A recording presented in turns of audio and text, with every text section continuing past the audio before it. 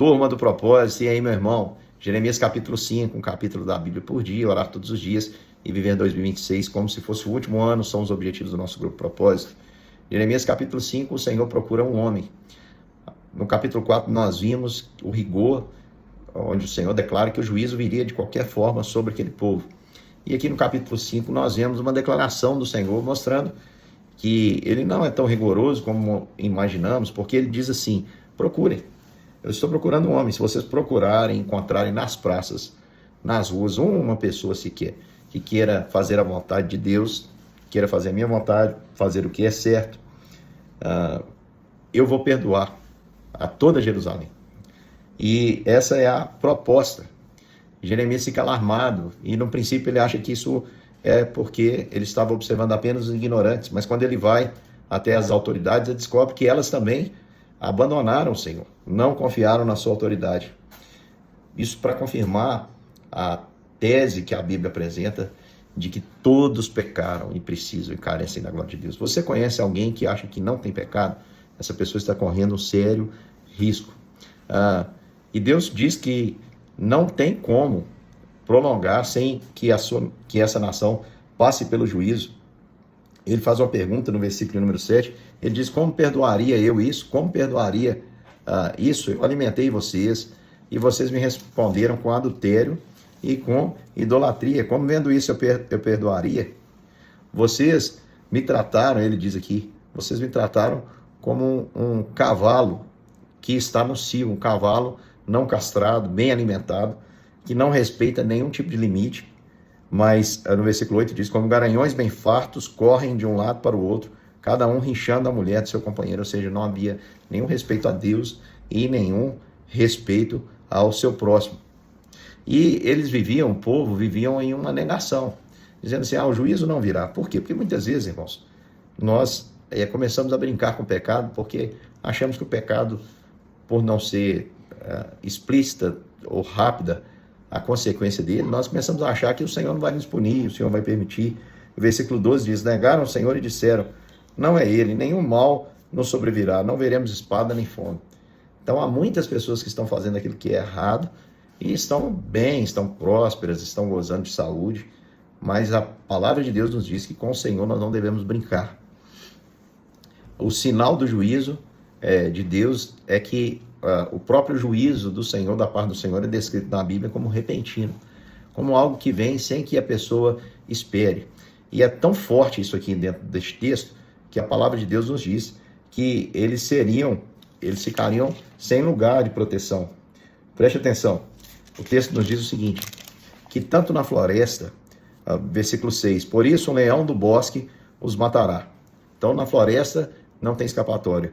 O lobo no deserto os assolará, e o leopardo estará à espreita das suas cidades. Ou seja, não há lugar que eles possam ir sem ser despedaçados. Ou seja, o pecado é esse que despedaça, que destrói, que quebra relacionamentos, confiança, nos quebra por dentro. Não há lugar para fugir. O juízo de Deus, ele vem. Pode parecer demorar, mas ele vem. E ele é repentino.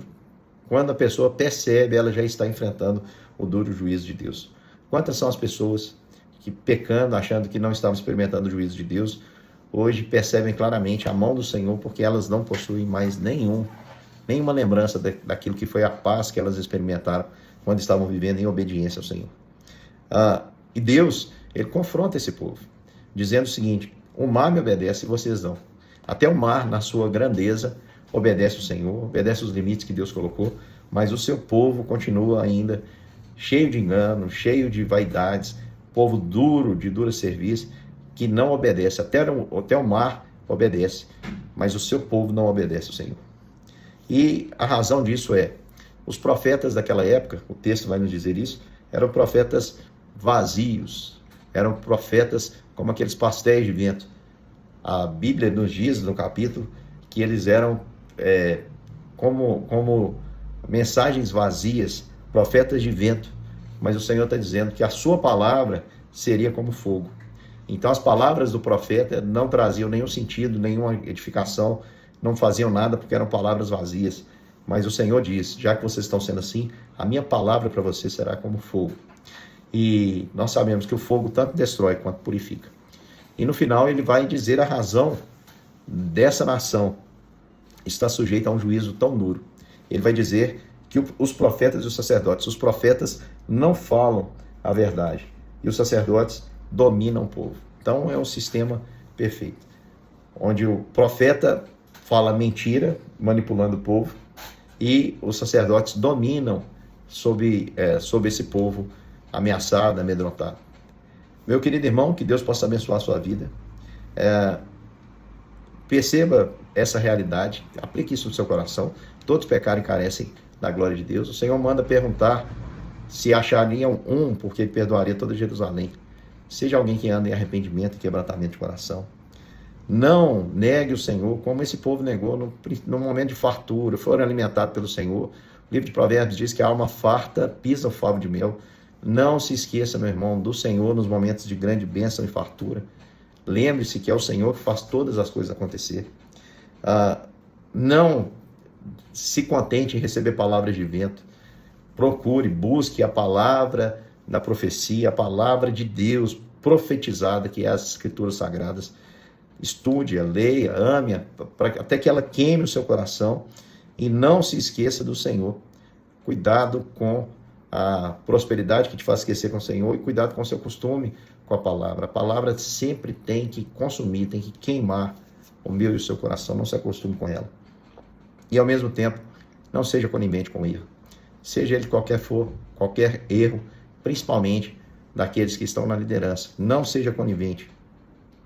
Uma igreja doente, nos dias de hoje, é resultado de um líder falso e de um povo que ama a ilusão e finge que nada está acontecendo. Que Deus te abençoe, meu irmão. Até amanhã para mais um capítulo das Escrituras. Eu te espero.